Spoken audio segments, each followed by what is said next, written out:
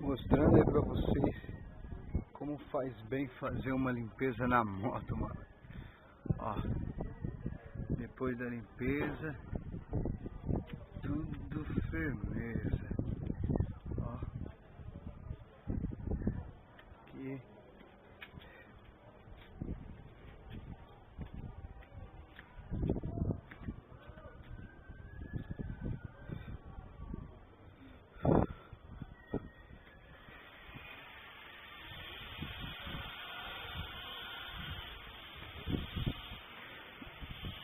Caixa de fusível aqui, ó, limpinha, limpinha.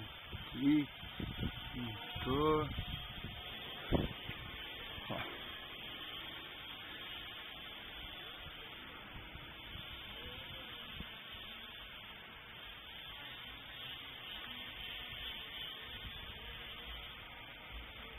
Ali, ó, a ventoinha do radiador tava cheio de terra pra cacete. Nossa senhora. Amortecedor lá embaixo lá. Ficou chique agora. E também vou trocar o diacho do escapamento. Levei uma multinha básica, né? Por causa do escapamento fazendo muito barulho.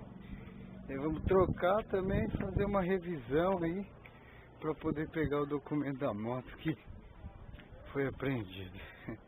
Mas é isso aí.